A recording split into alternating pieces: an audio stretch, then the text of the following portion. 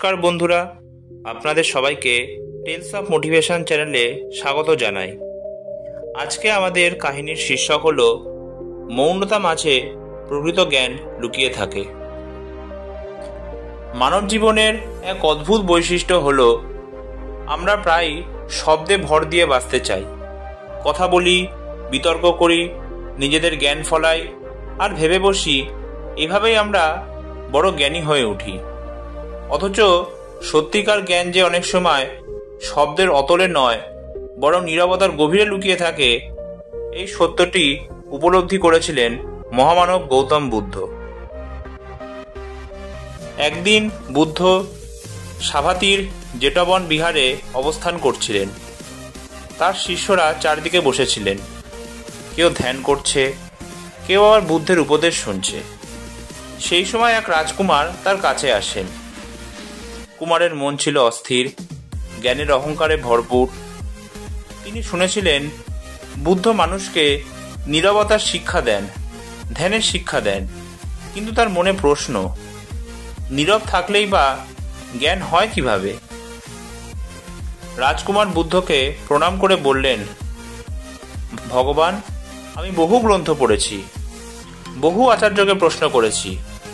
আমি জানি যে জ্ঞানের উৎস হল প্রশ্ন আর বিতর্ক, অথচ আপনি নীরবতা শেখান। কিভাবে সম্ভব যে মৌনতার মাঝে প্রকৃত জ্ঞান থাকে? বুদ্ধ মৃদু হেসে তার দিকে তাকালেন, কিন্তু সঙ্গে সঙ্গে কোনো উত্তর দিলেন না।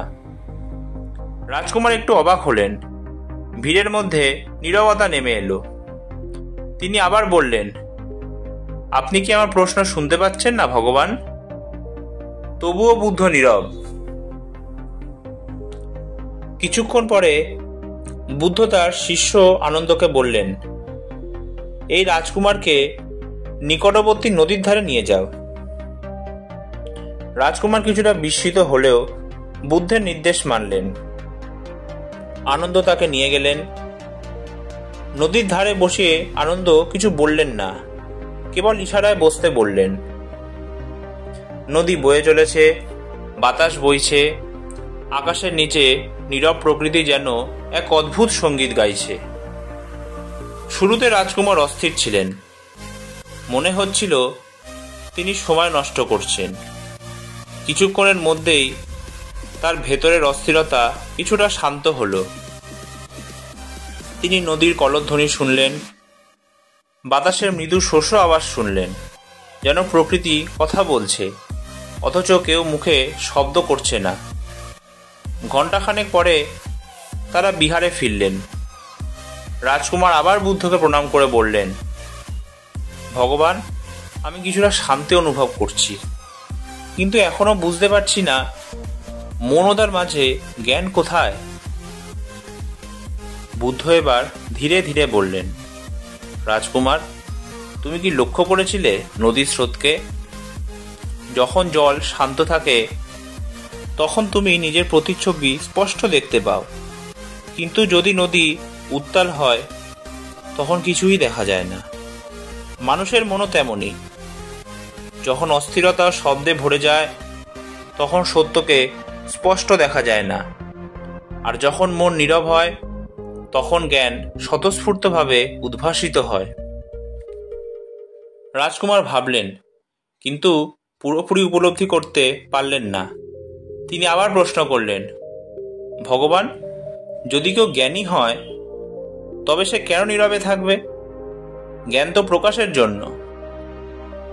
বুদ্ধ হেসে বললেন, শব্দ জ্ঞানের বহিঃপ্রকাশ, কিন্তু নীরবতা জ্ঞানের উৎস।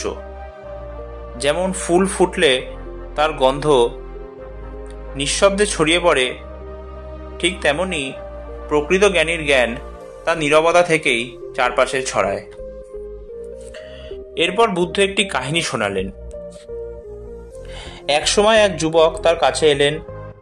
তিনি জন্ম থেকেই মূক ছিলেন, কথা বলতে পারতেন না। অনেকে তাকে তুচ্ছ করত। তুমি তো কোনো শাস্ত্র পড়তে পারবে না, কোনো প্রশ্ন করতে পারবে না, জ্ঞান অর্জন কিভাবে করবে? কিন্তু সেই যুবক প্রতিদিন নীরবে বুদ্ধের পাশে বসতেন, ধ্যান করতেন। কয়েক বছরের মধ্যে তার চেহারায় এমন প্রশান্তি, এমন জ্ঞানের আলো ফুটে উঠল যে অনেক বিদ্বান শিষ্য বিস্মিত হলেন। তারা বললেন, ভগবান, সে তো কোনো প্রশ্ন করেনি, কোনো গ্রন্থও পড়েনি, তবু এত বড় জ্ঞানী সে কি করে হয়ে উঠল? বুদ্ধ উত্তর দিলেন, যে শব্দে নয় নীরবতায় শোনে সেই হচ্ছে প্রকৃত জ্ঞানী। যে চিন্তাহীন মন দিয়ে দেখে সেই প্রকৃত দেখতে পায়।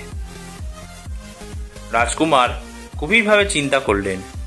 তার মনে পড়ল, তিনি সারা জীবন বই পড়েছেন, বিতর্ক করেছেন, অন্যদের জ্ঞানে হারাতে চেয়েছেন, কিন্তু তার ভেতর শান্তি ছিল না।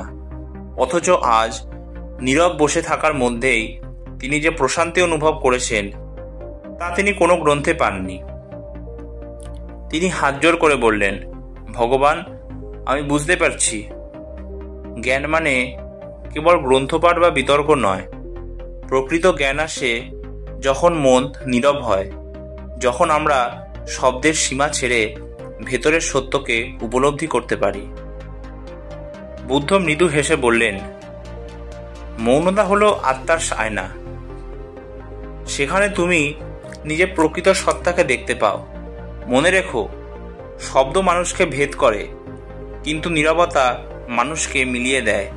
আর যেখানে মিলন ঘটে সেখানেই জ্ঞানের আলো। রাজকুমার সেদিন থেকে অহংকার ত্যাগ করলেন। তিনি বুঝলেন, মৌনতার শক্তি যে কোনো বিতর্কের শক্তির চেয়েও মহৎ। তিনি দীর্ঘদিন বুদ্ধের কাছে থেকে ধ্যান ও নীরবতার অনুশীলন করলেন। ধীরে ধীরে তিনি এক শান্ত জ্ঞানী মানুষে পরিণত হলেন। বৌদ্ধ শাস্ত্রেও বলা হয়েছে, শব্দে নয় নীরবতায় লুকিয়ে থাকে সত্যের প্রকাশ।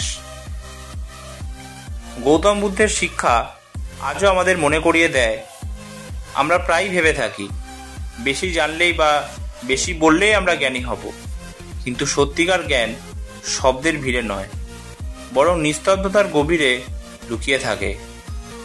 যখন আমরা অন্তরের মৌনতায় প্রবেশ করি তখনই আমাদের ভেতরের আলো জ্বলে ওঠে। অতএব মৌনতা মাঝে প্রকৃত জ্ঞান লুকিয়ে থাকে। এ শুধু একটা বাণী নয়, এটি জীবনপথের এক অমূল্য সত্য। আজকের ভিডিওটি এই পর্যন্তই।